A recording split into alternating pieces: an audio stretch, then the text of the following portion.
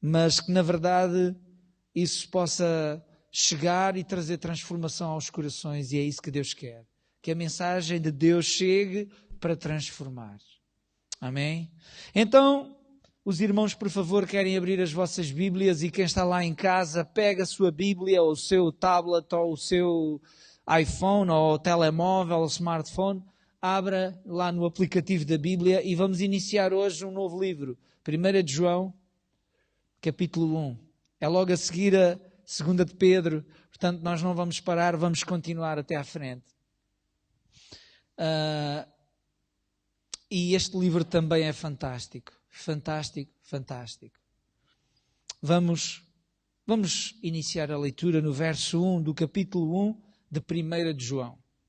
Diz assim: escrevemos acerca daquele que é a palavra da vida, que já existia no princípio de tudo. Nós que o ouvimos e vimos que vimos com os nossos próprios olhos. Também o contemplamos e lhe tocamos com as nossas mãos. João está a dar um testemunho à semelhança daquilo que lemos em Pedro, em primeira mão. Nós estamos a falar daquilo que nós vimos e tocamos, contemplamos. Não foi uma história, não foi alguém que nos foi apresentado por intermédio de outra pessoa. Eu posso apresentar ao Carlos o Márcio e o Carlos ficar a conhecer o Márcio por meu intermédio. Mas, neste caso de João, o que ele está a dizer é que é como se o Carlos tivesse conhecido o Márcio em primeira mão, sem intermediários. E João está a dizer exatamente isso. O que existia no princípio, aquele que é a palavra, nós o ouvimos, aquele que é Deus, aquele que criou todas as coisas, nós o vimos. Nós testemunhamos que estivemos com Ele. Ninguém nos falou, ninguém nos apresentou, não tivemos intermediário, nós tocámos nele, nós contemplámos, nós vimos como Ele era, em termos humanos, e vimos o que Ele fez, o seu caráter, a sua postura na vida e o que Ele ensinou. O nosso testemunho foi esse. Você já ouviu testemunhos de pessoas em primeira mão? Nós ouvimos testemunhos de pessoas que passaram determinados acontecimentos, circunstâncias, e o quanto a pessoa ela nos conta aquela situação com energia, não é? Com a experiência de ter passado aquilo. Não ser uma coisa que ela ouviu de alguém ter passado. Não, foi ela que passou, foi ela que enfrentou, foi ela que experimentou. É o mesmo que João nos quer dizer com estas palavras. Nós vimos, nós contemplamos. E na verdade, cada um de nós que tem tido uma experiência com Deus e tem experimentado Deus numa relação de intimidade e tem experimentado o toque de Deus em seu coração, também pode dizer que não é uma questão dos outros nos falarem dele, mas é uma questão de nós experimentarmos ele. Nós não estamos a falar de uma experiência que alguém passou, foi uma experiência que nós passamos. Nós nascemos de novo. Nós sentimos uma transformação e mudança na nossa vida. E, na verdade, irmãos, escute com ouvidos de ouvir, Deus quer que cada um de nós experimente de forma pessoal uma experiência com Ele. Deus não quer que nós fiquemos simplesmente pelas palavras dos outros, pelas experiências dos outros. Nós precisamos de experimentar. Deus é um Deus pessoal, irmãos aí em casa, irmãs. Deus é um Deus pessoal, Deus é um Deus relacional, que se quer relacionar com pessoas individualmente e no coletivo. Para além de experiências no coletivo que nós precisamos de experimentar, em Deus, Deus quer também que experimentemos coisas com Deus numa relação íntima e pessoal com Ele. Nós não podemos ficar por uma questão de testemunho dos outros, de uma experiência dos outros. de que a sua vida foi mudada, transformada, a sua mente tem sido renovada. Nós não podemos ficar por essa experiência dita pelos outros ou contada pelos outros. Nós precisamos, nós mesmos, de mergulhar numa relação com Deus e provar quem Deus é. Experimentar o que Ele tem para nós enquanto aqui estivermos, nesta terra. É isto que João quer dizer. Quando ele quer falar à igreja, nós provamos, irmãos, levem isto em conta, em linha de conta. Levem isto a sério. Nós vimos, nós contemplamos a vida, o verbo da vida. Nós contemplamos o princípio, aquele que está no princípio de tudo. Aquele que criou todas as coisas. Verso 3. Ele diz até que tocaram as suas mãos. Verso 2, desculpem, é os meus olhos já. A vida deu-se a conhecer. Quem é a vida? A vida deu-se a conhecer. Jesus deu-se a conhecer. É interessante, João é muito forte nas palavras. A vida deu-se a conhecer. João está a identificar Jesus com estes verbos, não é? O princípio de tudo, a palavra da vida. Veja que nestes versículos, pelo menos na minha tradução e na sua certamente também, não fala o nome de Jesus. Ele usa aqui, não é, adjetivos, palavra da vida. O que existia no princípio de tudo.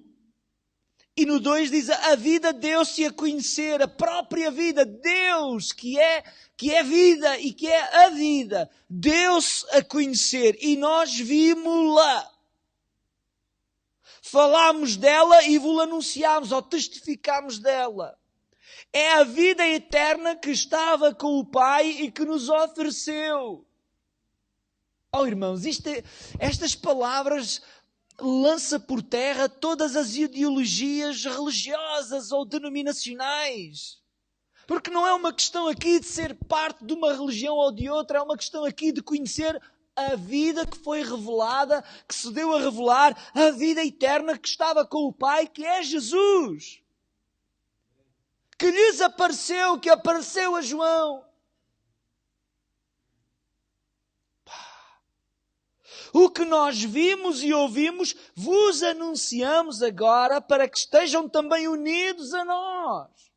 Nós vimos e agora estamos a falar a vocês para que vocês também acreditem e estejam unidos neste espírito, neste propósito, nesta fé, nesta crença, se podemos dizer assim, nesta confiança, nesta determinação. Na verdade, a nossa comunhão é com o Pai e com o seu Filho Jesus Cristo. A nossa comunhão, a nossa relação, a nossa intimidade é com o Pai e com Jesus, com o Filho. Com Deus o Pai e com o Filho. Este é o desafio que Deus faz a cada um de nós. Quando nos chama a si, a vir para uma comunhão, uma relação, uma intimidade com o Pai e com Jesus, ou com o Pai por intermédio de Jesus, com os dois. A vida cristã é isto, a vida espiritual é isto, comunhão, relação com Deus o Pai e com Jesus. E tudo o que nós fazemos, e tudo o que está à volta desta questão, deve ter como objetivo isto mesmo, a comunhão com Deus o Pai e com Jesus o Filho. Todos os nossos esforços, todas as atividades de uma igreja ou de uma comunidade, é exatamente com este objetivo. Desenvolver uma comunhão com o Pai cada vez maior e cada vez mais profunda, mais intensa, e com Jesus Cristo. Verso 4. Escrevemo-vos isto, para que a vossa alegria seja perfeita. Esta é a mensagem que ouvimos de Jesus Cristo e que agora vos anunciamos. Qual é a mensagem que eles ouviram, que João ouviu de Jesus? Qual foi a mensagem que Jesus, o Filho, veio a esta terra encarnando, trouxe para nós crermos, para nós acreditarmos, para nós vivermos? Deus é luz. E nele não há trevas. Poderíamos também entender isto de luz e trevas como vida e morte. Bênção, maldição. Deus é luz. Nele não há trevas. As trevas é a oposição à luz. Ou melhor, como já disse muitas vezes, as trevas é a ausência de luz. Por isso é que o homem está em trevas. Por isso é que as pessoas estão em trevas. Porque Deus está ausente dos seus corações. Deus ausente, a luz ausente, dá lugar às trevas. A luz ou as trevas, ela não tem... Escute isto, irmãos, eu creio que não vou dizer nenhuma heresia. As trevas e luz, ela não tem propriamente um lugar neste mundo. Nós não dizemos ali está a luz ou ali está a trevas, como que definindo um lugar onde nós encontramos luz ou trevas. Luz e trevas, ela encontra-se no coração do homem. Porque é a ausência de Deus. A Bíblia diz que quando nós olhamos para o mundo, nós até vemos Deus na criação. Quando nós olhamos para o mundo criação, quero eu dizer, nós vemos Deus, porque vemos a criação de Deus, o que Deus fez, a ação de Deus neste mundo, a ação criadora de Deus, nós vemos. Então nós podemos contemplar Deus. Quando nós vemos alguma coisa feita, nós estamos a contemplar aquilo que o autor dessa coisa criou. A sabedoria, a inteligência que houve para fazer isto, a beleza que isto contém, por causa de alguém que a criou. Quando dizemos que o mundo está em trevas, o mundo está em trevas porque Deus está ausente no coração das pessoas. Porque Deus também está neste mundo presente no coração daqueles que são dele. Certo?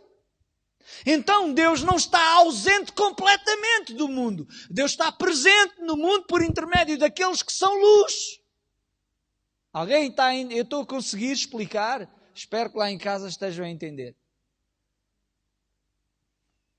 Então, luz e trevas, ela existe no coração do homem.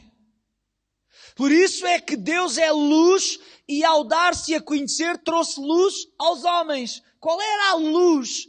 Qual foi a luz que brilhou para nós? A luz de Jesus. E o que é que Jesus... Eu estava a pensar e a refletir sobre isto, a meditar sobre esta questão. Como é que a luz se apresentou para nós? Foi uma luz que acendeu e nós ficámos assim encandeados e pronto?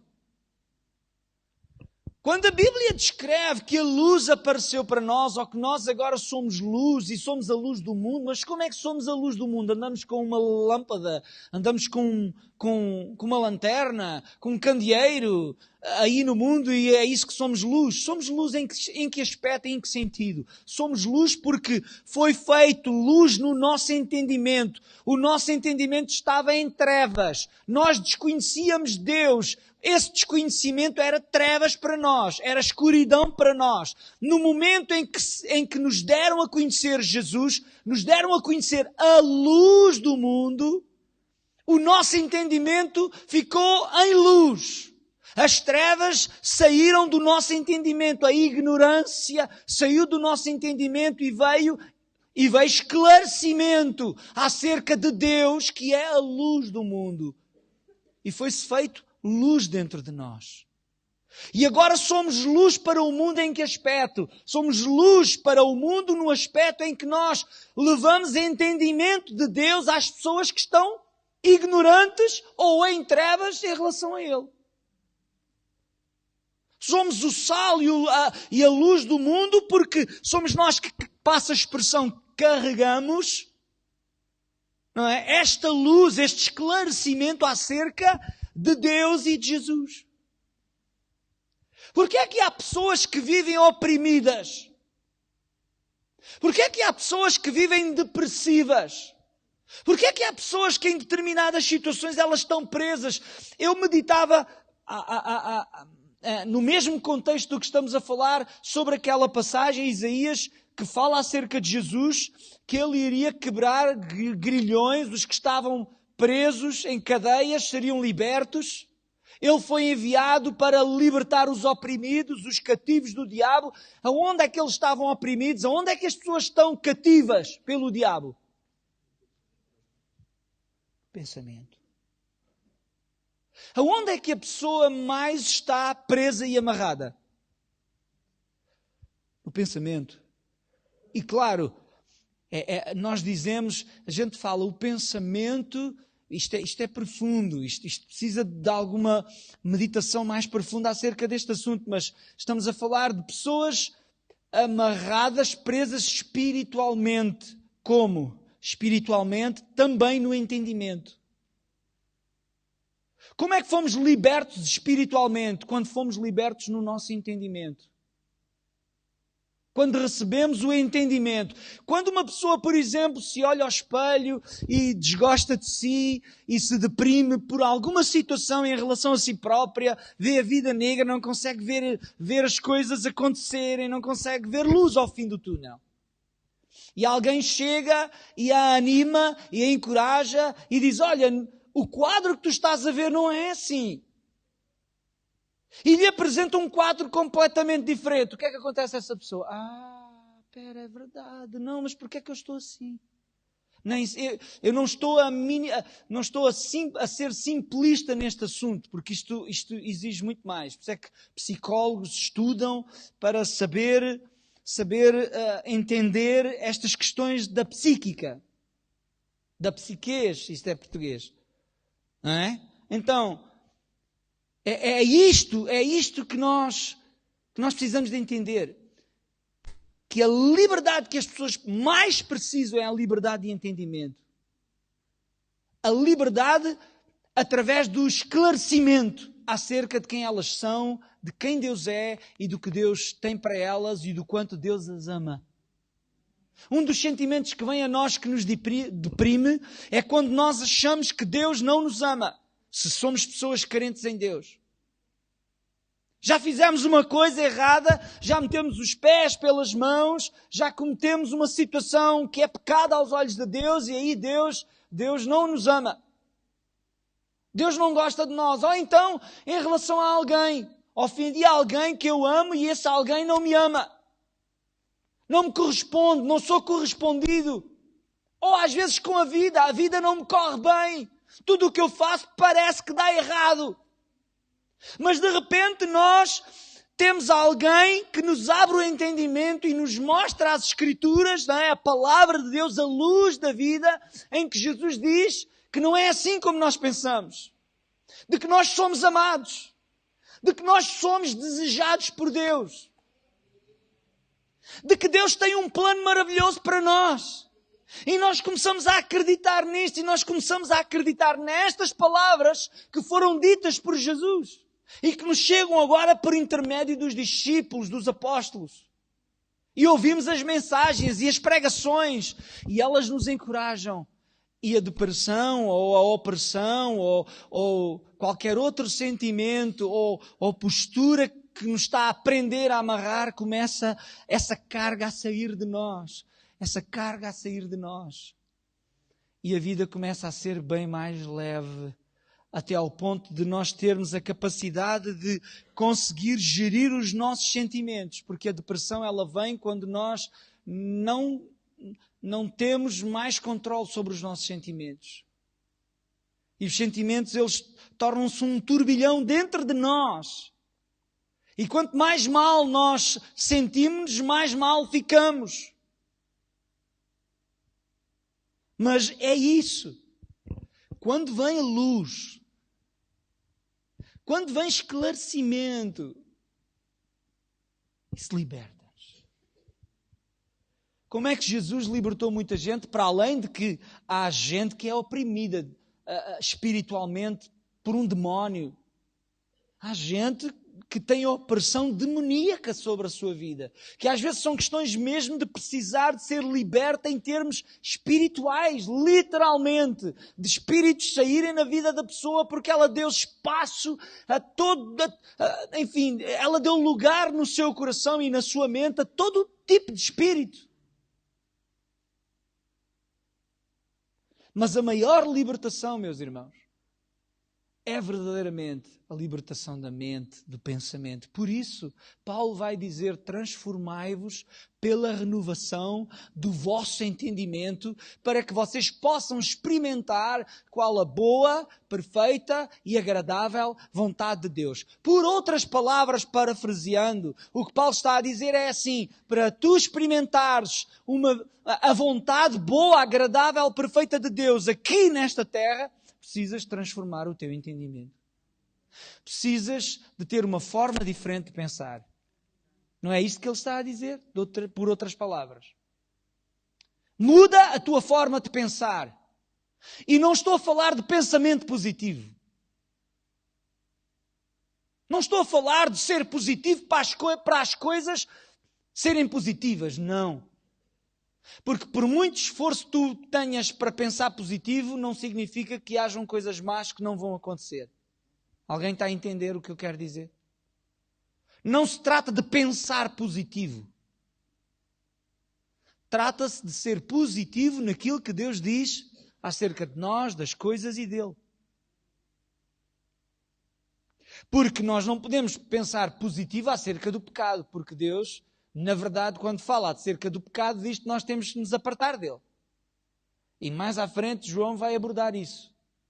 E nos esclarece. Pois aí nós temos que ser práticos. Pragmáticos. Vamos continuar. Ele diz assim, esta é a mensagem, verso 5 novamente. É a mensagem que ouvimos de Jesus Cristo e que agora vos anunciamos. Deus é luz e nele não há trevas. Se dissermos que temos comunhão com Ele e andarmos nas trevas, o que é que acontece? Mentimos e não praticamos a verdade.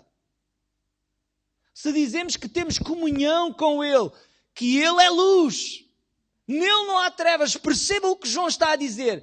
Ele inicia dizendo, Deus é luz e nele não há trevas, porque se Ele é luz, as trevas se dissipam.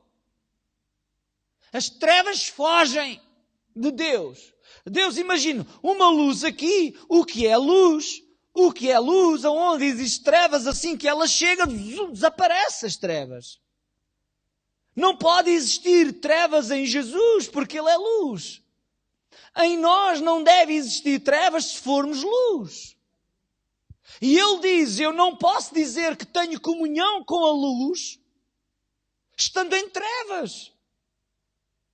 Se eu tenho dentro de mim trevas, se os meus pensamentos são trevas, se as minhas atitudes, se os meus sentimentos são trevas, eu não posso dizer que tenho comunhão com Ele. Por isso, irmãos, escute, por isso a necessidade de uma relação com Ele íntima, pessoal, constante, diária. Porque queremos luz. Queremos viver constantemente na luz e sendo luz.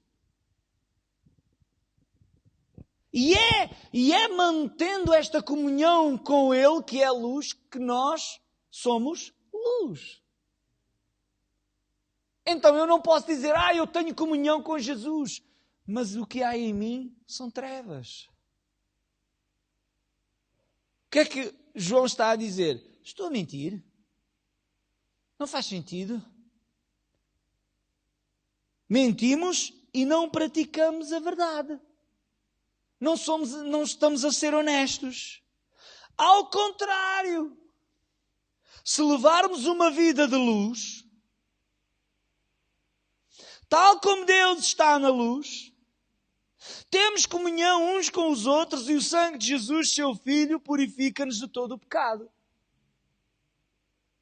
Eu vou repetir, este versículo com o outro que vem a seguir tem uma explicação fantástica. Diz, ao contrário, se levarmos uma vida de luz, e eu espero que lá em casa nos estejam a seguir bem aí, na sua Bíblia, ou então a ouvir correto, a ouvir bem.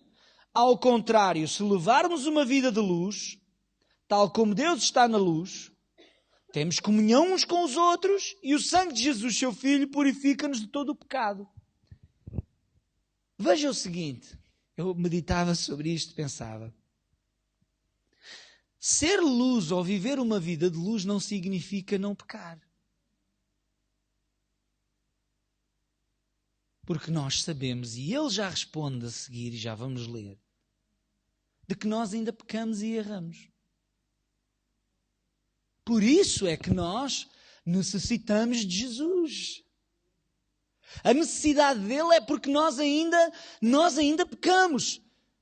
É diferente viver no pecado e pecar. As pessoas precisam de definir isso em si.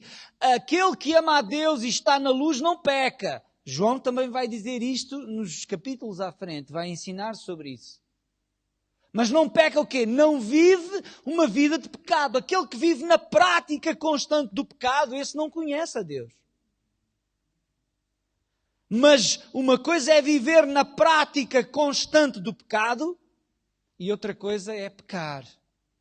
É cair no pecado. Significa que viver uma vida na luz ou de luz não quer dizer que nós não pecamos. O que quer dizer, quando vivemos uma vida de luz, é que nós trazemos o nosso pecado para a luz. É que nós não somos daqueles que escondem o seu pecado, que ignoram o seu pecado. Somos daqueles que reconhecemos que somos pecadores, que somos aqueles que mais nos ferimos por pecar e desobedecer a Deus. Temos a consciência de entristecer a Deus por causa do nosso pecado. Não queríamos pecar, mas porque ainda existe esta natureza humana, caída, corrompida em nós, às vezes nós caímos no pecado. Nós somos aqueles que estão na luz ou vivem da luz ou de luz, não é? São esses que pecam, mas chegam-se à frente, vêm a Deus, confessam o seu pecado, não escondem o seu pecado, não vão para trás lá do arbusto ou da árvore como Adão fez e a Eva que se escondeu porque tinham comido da árvore, viram que estavam nus. Mas são aqueles que se descobrem diante de Deus e escutem, não só diante de Deus, mas têm a coragem, a franqueza, a honestidade de procurar alguém, um irmão na fé, que o pode ouvir, ajudar, um irmão espiritual, maduro, e ele confessa o seu pecado.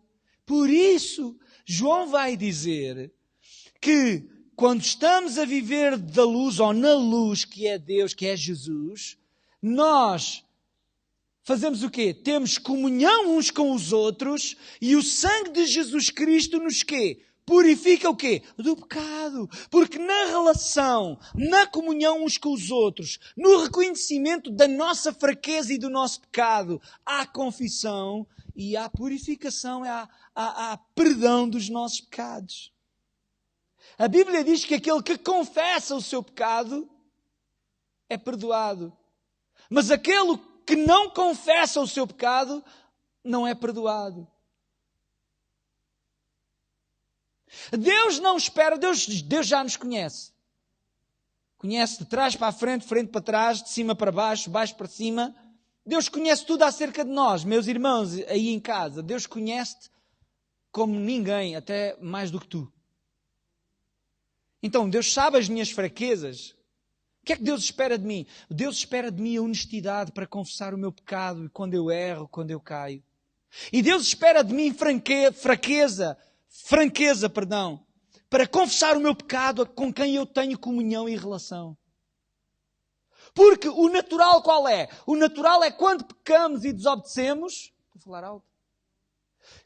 Quando pecamos e desobedecemos, o que é que fazemos? Escondemos. Ocultamos. E o ocultar vai nos colocar em trevas. O que é o oculto? O que é colocar no oculto? É colocar na escuridão. É colocar num lugar que ninguém vê.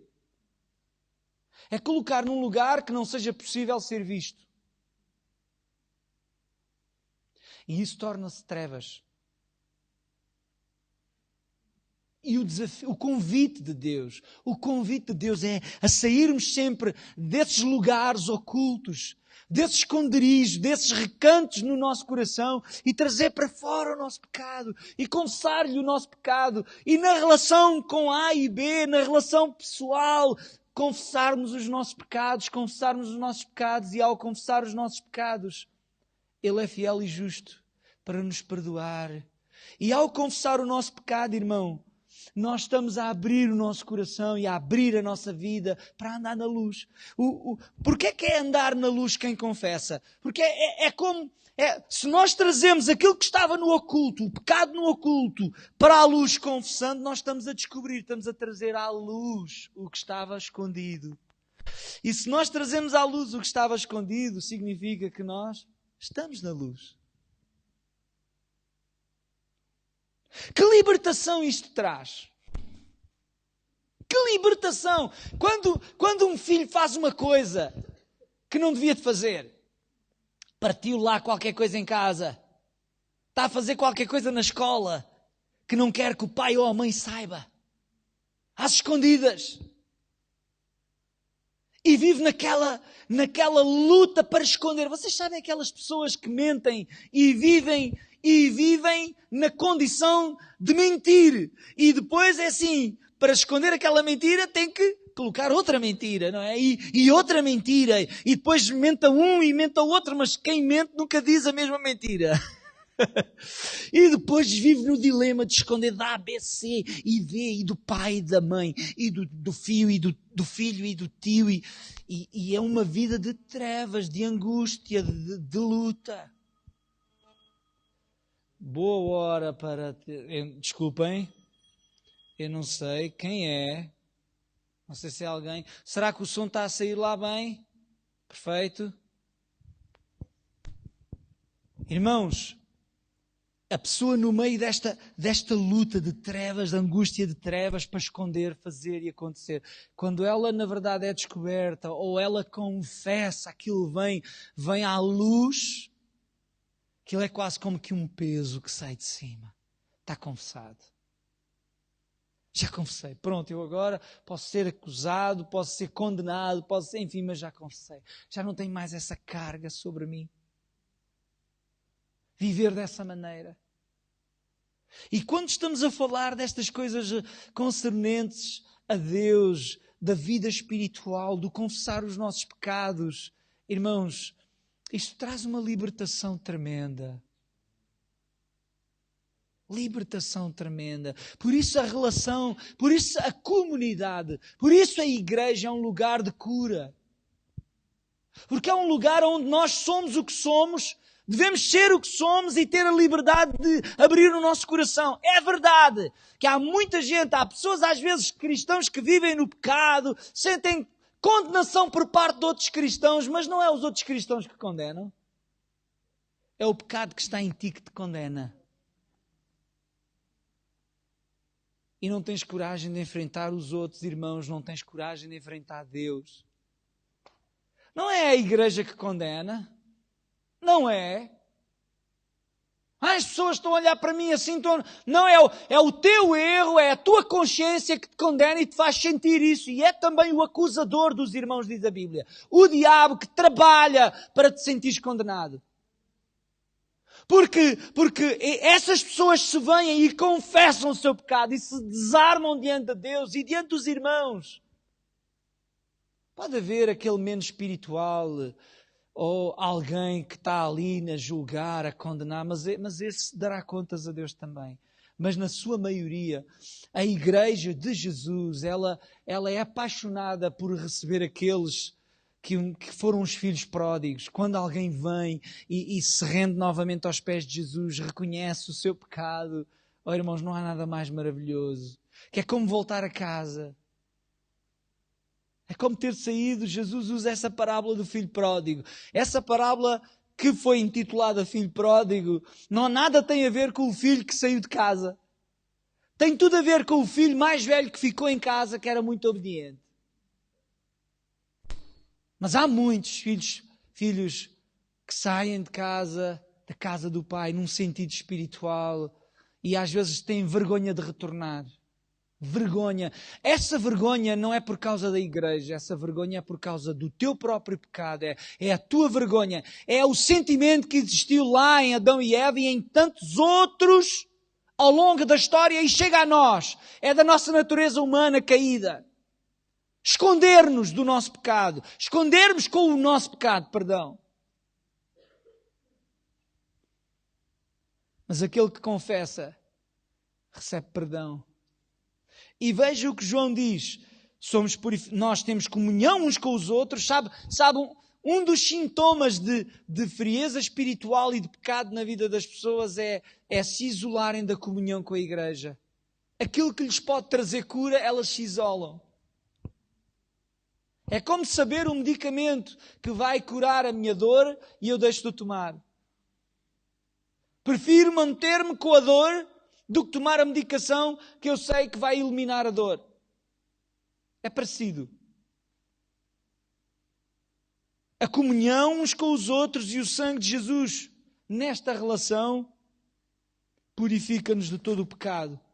Se dissermos que não temos pecado, veja, é exatamente o que eu disse. Se dissermos que não temos pecado, enganamo-nos a nós próprios e faltamos à verdade. Ou seja, não é uma questão de não ter pecado. Para andar na luz não significa que eu não peco. Eu peco. Porque se eu não tenho pecado, eu também sou mentiroso. Faz sentido ou não? João é claro sobre isto. Mas, se confessarmos os nossos pecados, Deus, que é fiel e justo, perdoará os nossos pecados e nos purificará de todo o mal. Acabei de dizer isto. Se dissermos que não cometemos pecado, fazemos de Deus mentiroso e a sua palavra não está em nós. Andar na luz não significa que nós não pecamos e nós não erramos. Não, nós vamos, infelizmente, por muito que nós não queiramos, às vezes parece que é quando estamos melhor e nos sentimos mais fortes, de repente o tapete se puxa debaixo dos nossos pés e voltamos a cair. Irmão, a nossa condição diante de Deus tem que ser uma condição de como o pastor Ed Renekiewicz diz, de cara no pó, de viver humilhados, viver numa condição de que nós entendemos as nossas fraquezas. Reconhecer as suas fraquezas é o primeiro princípio para nós sermos vitoriosos sobre elas. Entendeu? É reconhecer que eu sou fraco nesta ou naquela área, que é o primeiro passo para eu ter vitória sobre essa área de fraqueza. Agora achar que eu já estou bem, que eu já consigo, já não tenho problema nisto ou naquilo ou naquilo outro. Oh, meu irmão, tu estás exatamente a te colocar numa condição de queda. João diz, não, quem diz que não peca é mentiroso ou faz de Deus mentiroso. Nós pecamos. A diferença é que quando nós pecamos, nós confessamos o nosso pecado. A verdade é que quando nós pecamos, nós não nos escondemos de Deus nem dos irmãos. Que libertação é quando nós confessamos. Que libertação, meus irmãos. E quando nós temos esta honestidade de abrir a nossa alma, o nosso coração com alguém, confessando uma ou outra área, o nosso receio é às vezes pensar o que é que os outros vão dizer de mim. Se eu disser isto, o que é que o outro vai pensar de mim? Vai-me evitar, vai-me excluir das suas relações, da sua amizade. Então eu vou-me fechar. Eu não vou dizer isso porque sou excluído. Mas quando nós somos sinceros para confessar, irmãos, de repente do outro lado há um coração que também reconhece a sua fraqueza e diz: pois é, olha, mas deixa-me contar-te também o que eu passo, quais são as minhas lutas. E aí nós, nesta relação e comunhão, percebemos o quão humanos todos nós somos e o quão precisamos uns dos outros e o quão precisamos de nos encorajar e de nos animar e de nos fortalecer.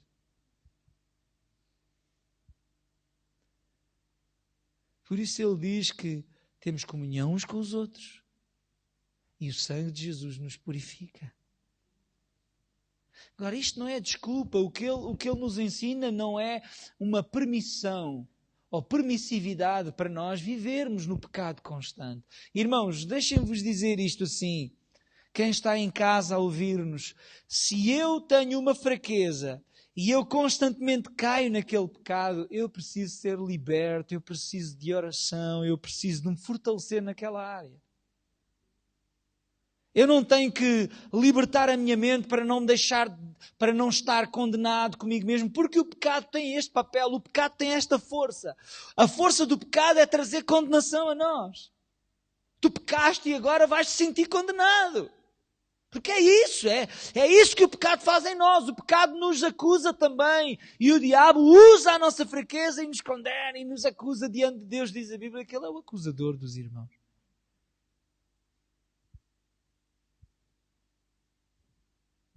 Então, se eu percebo que há uma área na minha vida descontrolada, eu preciso de ajuda, eu preciso de encontrar as armas, as ferramentas para eu ter domínio próprio naquela área mais frágil.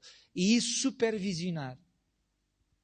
Vigiar, diz a Bíblia, vigiar, orar. Vigiar e orar. Se o teu problema, temos aqui homens, se o teu problema é mulheres, tens que vigiar, tu não podes te permitir ver coisas que não deves, ouvir coisas que não deves, que te impulsionem os desejos nessa área. O teu problema qual é? Qual é a fraqueza? Bebida, é um vício. A razão pela qual os toxicodependentes, quando são libertos das drogas, os primeiros tempos, eles não podem frequentar os mesmos ambientes. Até que eles consigam, na verdade, resistir às tentações que são propícias a esse vício e a essa fraqueza. Por isso muitos têm recaídas. Porquê? Porque depois eles vão para um programa, o Desafio Jovem, para uma instituição, para uma clínica de desintoxicação.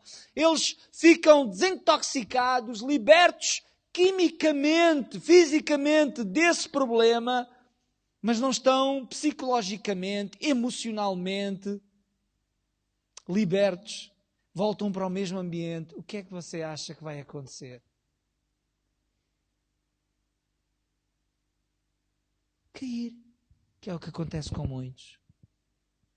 Mas aqueles que resistem, depois de passar a influência que exerce o vício das drogas, a influência psicológica, emocional, porque quer nós queiramos, quer não, irmãos, existe uma ligação. Não quero generalizar, não podemos generalizar, mas nós somos seres de sentimentos, de emoções, não é? Nós somos seres assim, com emoção. E nós associamos tantas emoções, tantas coisas a vícios, a certas coisas. Nós associamos. Então é preciso, nesse processo de recuperação, desvincularmos-nos daquilo que nos liga a essas coisas que são os pontos de fraqueza na nossa vida. Alguém está a entender o que eu estou a dizer? Isto faz sentido ou não faz sentido? Faz todo sentido. Até que nos fortaleçamos. E há gente, deixem-vos dizer, tem muitas pessoas, nós temos uma relação tão próxima com o Desafio Jovem. Tem tanta gente que fez o programa que hoje não há qualquer pingo de tentação para consumirem drogas. Mas não é com todos. Há uns que estão completamente libertos. Estar ao pé de alguém que está a consumir é a mesma coisa que não estar. Aquilo já não toca. Foram pessoas que se envolveram imenso naquela vida, mas hoje foram libertos. Enfrentaram uma série de coisas que os ligava àquele vício, mas não têm mais ligação. Mas há outros que não. Há outros que têm que viver sempre longe desse ambiente. Porque se eles estiverem perto desse ambiente, é propício, é o ambiente, é a condição propícia para ele cair. Pessoas que viveram intensamente uma vida de imoralidade sexual na pornografia. Alguns deles não podem mais ter ligação com essas coisas porque a tentação está lá. E ele tem que reconhecer que é fraqueza e tem que se abster disso. Eu estou-vos a dar alguns exemplos, mas há tantos na nossa vida. Há certas relações, deixem-vos dizer, infelizmente, há certas relações, amizades, por muito que nós queiramos mantê-las, elas não são possível mantê-las. Porque houve amizades que foram más, houve amizades que nos destruíram, houve amizades, existem amizades que são destrutivas. Existem ambientes que para algumas pessoas é destrutivo, são os ambientes propícios para a pessoa cair no vício, cair na imoralidade, cair no pecado novamente e até se afastar de Deus. Há certas pessoas que não têm problemas em ir a uma discoteca, não têm problemas em ir a um bar, ouvir música. Chega um momento que eu percebo, está a chegar à altura certa porque já está a mudar o ambiente. Mas há pessoas que não podem. Não conseguem esse limite, não conseguem ter um sinal vermelho a aparecer e a dizer, olha, este lugar já está a mais. Há gente que não consegue beber um copo de vinho e dizer, ops, já bateu, chega, parou. Alguém está a entender o que eu estou a dizer? E as pessoas precisam de reconhecer isso, porque quem vive sem reconhecer isso vai cair vezes sem conta, e isso é viver uma prática de pecado constante. E os apóstolos vão nos ensinar nas Escrituras de que não faz sentido, como cristãos e filhos de Deus, continuarmos a viver nessas práticas da velha vida. Faz sentido. Por isso é uma vida nova. Eis que tudo se fez novo. As coisas velhas já passaram. Ou antes, o versículo é as coisas velhas já passaram, eis que tudo se fez novo. O que é tudo se fez novo? Nós passámos a ser diferentes. Era careca, passei a ter cabelo. O que é que se fez novo? Dentro de mim. No meu espírito. Nos meus objetivos, nos meus pensamentos. Nas minhas escolhas e decisões. No domínio de mim próprio. Desde muito cedo, eu confesso-vos, irmãos, desde muito cedo, quando me converti, que este entendimento de me... Aliás, até bem antes de me converter, confesso, bem antes de me converter, não sei bem como, Deus o sabe, o Senhor já estava a preparar a minha conversão, a minha salvação. Não é? Mas eu ainda bem em miúdo na escola, eu sempre me apartava daqueles que eram os gangsters lá. Eu não entrava em coboiadas. A malta, uma dada altura, não me esqueço disto, talvez no 5º ano, grande parte da turma, não sei, aqui também já passou essa onda, mastigar papel e colar o papel no teto. No intervalo, eu estava no descanso e os meus colegas de turma a limpar o teto, a tirar os papéis colados. Se eu percebia que uma amizade me ia levar para outras coisas que não eram o melhor, irmãos, eu confesso-vos, eu não entrava por aí. Já contei assim o meu testemunho a algumas pessoas mais no privado, mas houve o momento da minha conversão, irmãos, eu nunca tive tanta gente a bater-me à porta para ir para as noitadas e para as discotecas e para as paródias. A semana após a minha conversão, a minha entrega a Jesus, Eu nunca tive tantos amigos a apelarem-me para ir para as noitadas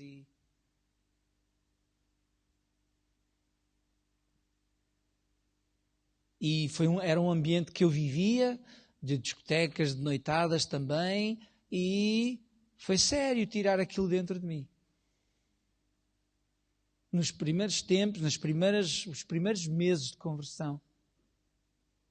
E eu tive um encontro genuíno com Deus, mas eu percebia que aquele ambiente estava preso dentro de mim e que apelava-me a ir, a estar, a desfrutar daquele ambiente. E eu sabia que aquele ambiente não era propício para o início da minha fé, para a minha conversão, e levava-me a sentimentos que não eram os melhores. E a desejar coisas que não eram os melhores. Mas eu mantive-me firme. Envolvi-me o máximo na igreja. Bom, eu passava a vida na igreja, quase, passa a expressão. Era jovem, até ao ponto do pastor me desafiar para eu trabalhar a tempo inteiro. Eu não saía de lá, o pastor teve que arranjar outro método. Foi convidar-me para trabalhar lá. Este gajo não sai daqui, pá, tem que, no mínimo, pronto, olha, estou a brincar, mas foi quase assim. Nós precisamos ter esse discernimento. Há companhias, há ambientes, há circunstâncias que nós temos que sair de lá.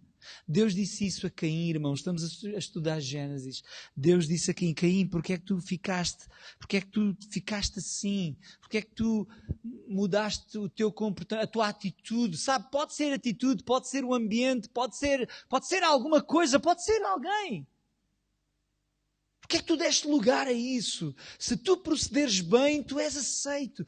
O pecado está aí à porta a bater, mas tu tens que resistir sobre ele. Tu tens que dominar sobre ele. Não caias nisso. Diz não. És livre em Cristo para dizer não. Não a uma depressão, não a uma desilusão, não a isso, a vir para a luz. A abrir o entendimento e a deixar que a luz de Deus entre em nós por intermédio do conhecimento de Jesus. Quanto mais conhecemos Jesus, mais luz nós temos. E quanto mais luz temos, mais nós vemos o caminho. Vocês sabem aquelas decisões que temos que tomar na vida, que às vezes a gente diz: eu não sei o que é que hei de fazer, não sei que decisão tomar. Podemos interpretar isso como que alguém está no escuro. Eu não estou a conseguir ver a saída.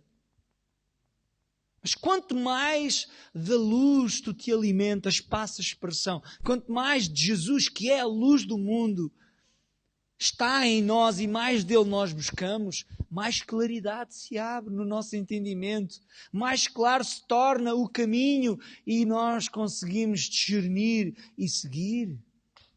E dizer: já sei, Senhor, o que é que tu queres de mim. Já descortinei, Senhor, a tua vontade para mim. Ok, e aí vamos caminhando. E caminhamos pela fé. E às vezes até não podemos ver lá bem o fundo, mas nós já vemos aqui a 5, 6 passos de nós. Então nós vamos dar 6 passos à nossa frente. Nós vamos dar 6 passos à nossa frente, porque até aqui nós já estamos a ver. Mas agora nós precisamos continuar a buscar luz, entendimento, esclarecimento de Deus, Jesus em nossa vida. Queremos mais dele e aí mais 6 passos se abriram. Não é? E nós vamos. E algumas vezes nós vamos dar os passos confiando nele. Mesmo não vendo. Mas o nosso entendimento acerca dele já nos dá a condição para nós caminharmos mesmo sem nós vermos. Porque às vezes podemos, tu disseste audição, não? Intuição, boa. Às vezes tu podes não... Tem momentos na nossa caminhada com Deus e a intimidade faz isso, meus irmãos. A intimidade com Deus muitas vezes faz com que nós não vejamos, mas consigamos ouvir.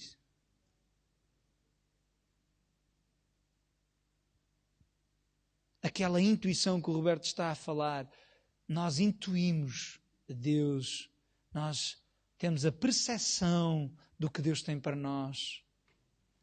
De repente vem uma situação e nós dizemos: não, ok, um passo atrás, sim senhor, não é por ali.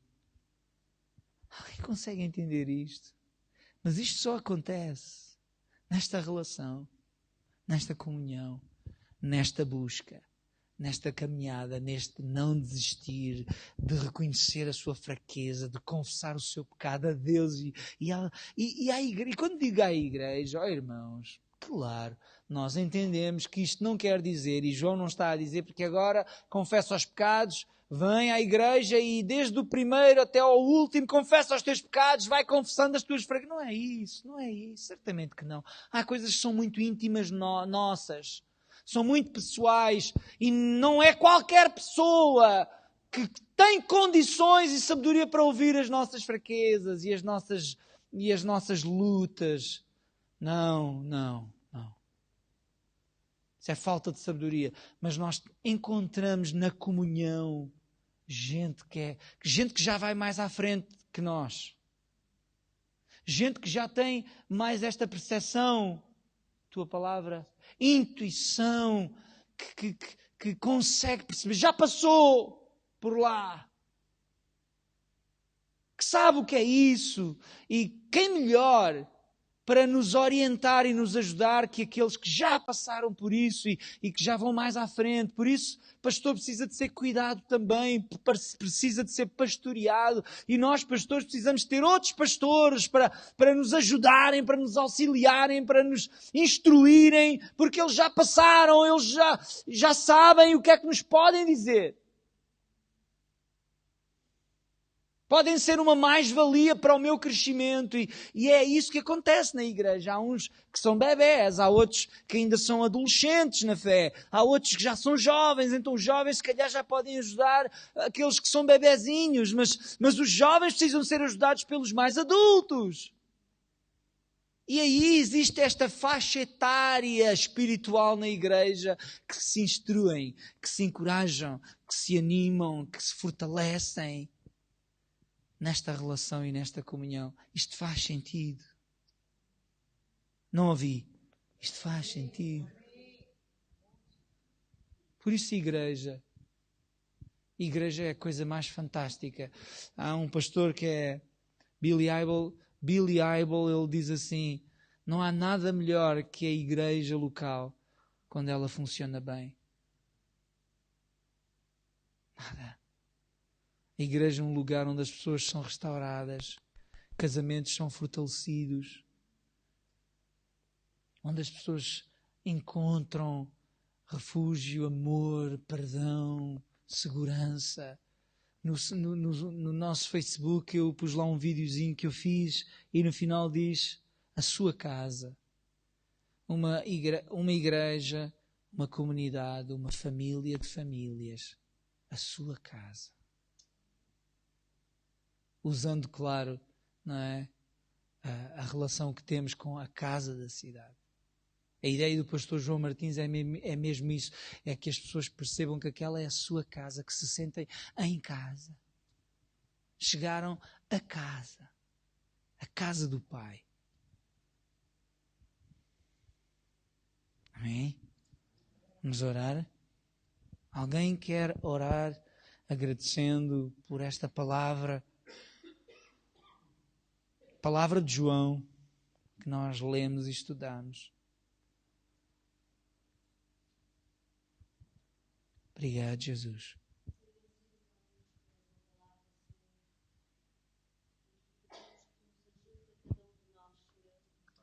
A não sermos somente ouvintes, mas praticantes, Senhor. Porque somos pecadores, Senhor. Oh, Pai.